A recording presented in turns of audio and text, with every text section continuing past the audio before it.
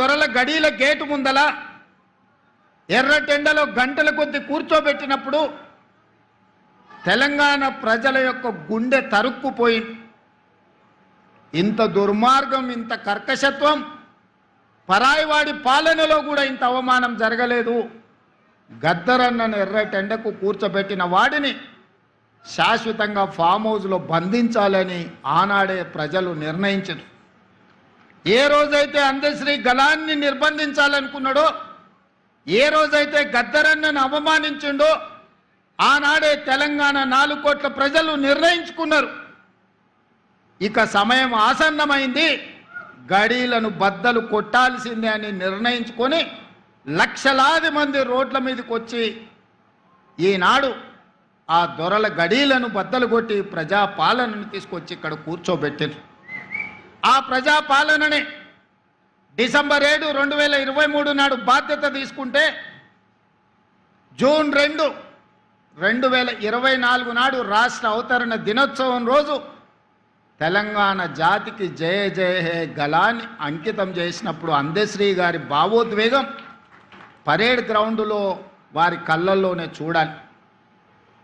నేను చెబితే మాటలు సరిపో, వారి భావోద్వేగం నిజంగా ఆనాడు అందశ్రీ గారి భావోద్వేగం ఇంకో తరాన్ని, ఇంకో రాష్ట్రాన్ని సాధించేటంత స్ఫూర్తినిచ్చే గొప్ప భావోద్వేగం.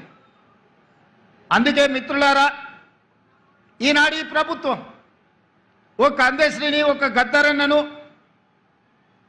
శ్రీమతి సోనియా గాంధీ గారి స్ఫూర్తితోటి ఈ ప్రభుత్వాన్ని మేము నడిపిస్తున్నాం.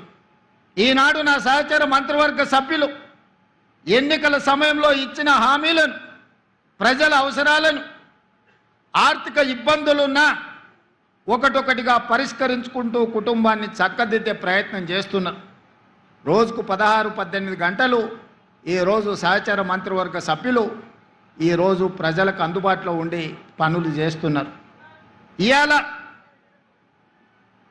మేకతోలు కప్పుకున్న తొడేలు ఈరోజు బయటికి వచ్చింది.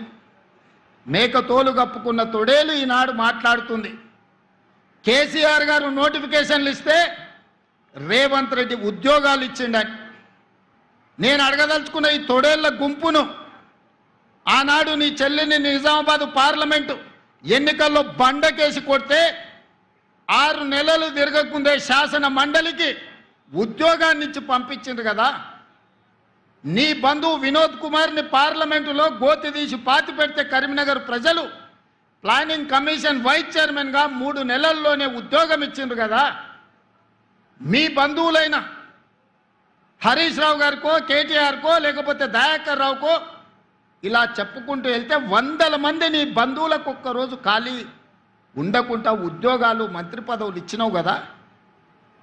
నువ్వు పదవులు అనుభవించినావు కదా. 1 గంట కూడా ఆలస్యం చేయకుండా నీ కోసం, నీ కుటుంబం కోసం, నీ బంధువుల కోసం పడ్డ తాపత్రయంలో తెలంగాణ ఉద్యమమే ఉద్యోగాల జాతర.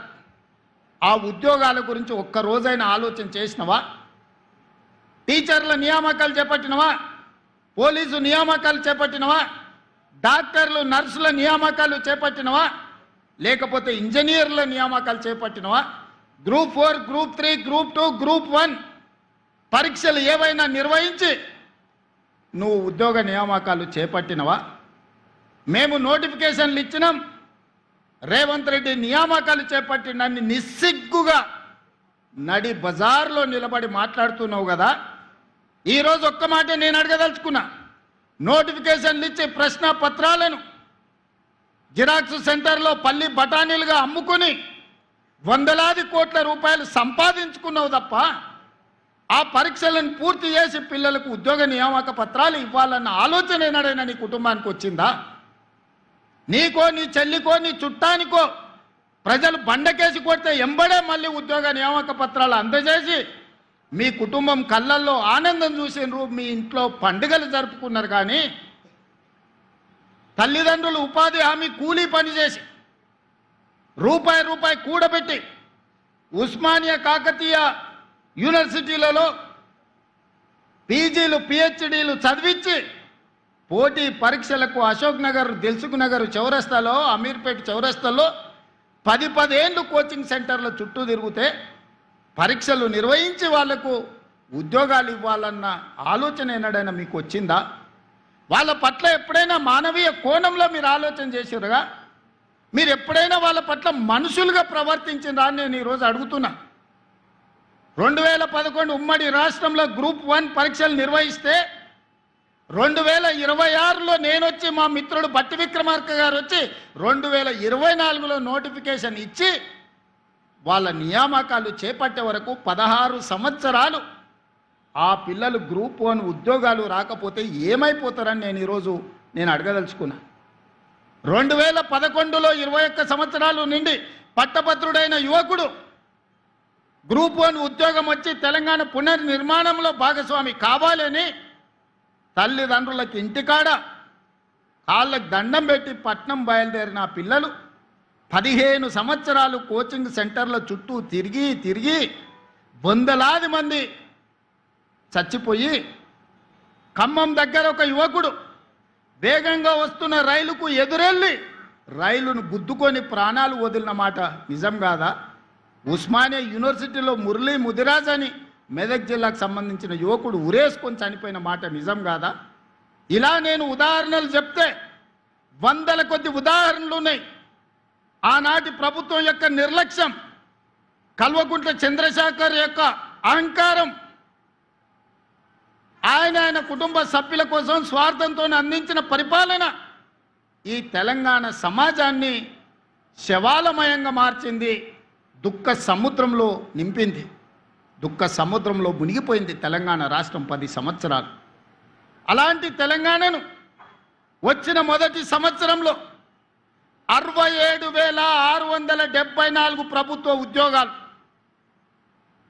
దాదాపుగా 70,000 ఉద్యోగాలు ఎల్బీ స్టేడియం సాక్షిగా, శిల్పారామం సాక్షిగా, నక్లెస్ రోడ్డు మీద ఉన్న అంబేద్కర్ సాక్షిగా నియామక పత్రాలు, ఉద్యోగాలు వచ్చిన పిల్లల్నే కాదు వాళ్ళ కన్న తల్లిదండ్రులను అక్కడికి పిలిపించి వాళ్ళ కళ్ళ ముందు నీ కొడుకు ప్రయోజకుడైండు, నీ కొడుకు ఒక డిఎస్పీ అయిండు, నీ కొడుకు ఒక ఆర్టీఓ అయిండు, నీ కొడుకు ఒక కమర్షియల్ ట్యాక్స్ కమిషనర్ అయిండు, నీ కొడుకు ఒక ఎంపీడీఓ అయిండు, నీ కొడుకు ఒక ఎస్ఐ అయిండు, నీ కొడుకు ప్రయోజకుడైండని ఆ తల్లిదండ్రుల కళ్ళ ముందు నియామక పత్రాలు అందజేసినప్పుడు ఆ పేదోళ్ళ కళ్ళల్లా, ఆ దళితుల బిడ్డల కళ్ళల్లా ఈరోజు మా లక్ష్మణ్ అంటుండు, అన్నా 52 మంది మా దళిత బిడ్డలు గ్రూప్ 1 ఉద్యోగాలు వచ్చినాయి, నువ్వు నియామక పత్రాలు చేపడితే నేను నీ మంత్రివర్గంలో ఉండడం నా జన్మ ధన్యమైంది, మా పిల్లలకు న్యాయం జరిగిందని మిత్రుడు ఈరోజు చెబుతున్నప్పుడు ఒక ముఖ్యమంత్రిగా నాకు ఇంతకంటే సంతోషం ఏముంటుందని నేను అడుగుతున్నా. నేను ఇవాళ ఇక్కడి నుంచి, వేదిక మీద నుంచి చిల్లర మాటలు మాట్లాడి చిచోరగా తిరిగే నాయకులమని చెప్పుకునే వాళ్ళని సూటిగా అడుగుతున్నా. 10 సంవత్సరాలు నువ్వు నోటిఫికేషన్లు ఇస్తే నియామక పత్రాలు చేపట్టలేదు కదా? సంవత్సరం తిరిగే లోపల 70,000 ఉద్యోగాలు మేమెట్లా చేపట్టినాము? 15 సంవత్సరాలు గ్రూప్ 1 నియామక పత్రాలు నువ్వు అందించకపోతే పరీక్షలు పెట్టి ప్రశ్న పత్రాలు బజార్లో నువ్వు కోట్ల రూపాయలకు అమ్ముకొని నువ్వు వేల కోట్ల రూపాయలకు పడగకెత్తితే మీ తండ్రి గారు ఎర్రవల్లిలో 1000 ఎకరాల ఫామ్ హౌస్ కట్టుకుంటాడు, నువ్వు జన్వాడలో 100 ఎకరాల ఫామ్ హౌస్ కట్టుకుంటావు, నీ బావ హరీష్ రావు మోయినాబాద్లో 50 ఎకరాల ఫామ్ హౌస్ కట్టుకుంటాడు, నీ చెల్లెలు కవితమ్మ శంకర్పల్లిలో 25 ఎకరాల ఫామ్ హౌస్ కట్టుకుంటారు. తెలంగాణ రాష్ట్రం మాత్రం 8,11,000 కోట్ల రూపాయల అప్పులో మునిగిపోతుంది. మీకు టీవీలు వచ్చినాయి, మీకు పేపర్లు వచ్చినాయి, 1000 కోట్ల వ్యాపారాలు వచ్చినాయి. ఇంత ఆగర్భ శ్రీమంతులు, నిజాం కంటే ధనవంతులుగా మీరెట్లా మారుతారు? 10 సంవత్సరాలల్లా 70,000 కోట్ల రూపాయల అప్పున్న రాష్ట్రం 8,11,000 కోట్ల రూపాయలకు తెలంగాణ ఎట్లా దిగజారిపోయిందో ప్రజలకు జవాబు చెప్పాల్సిన బాధ్యత లేదా అని ఈరోజు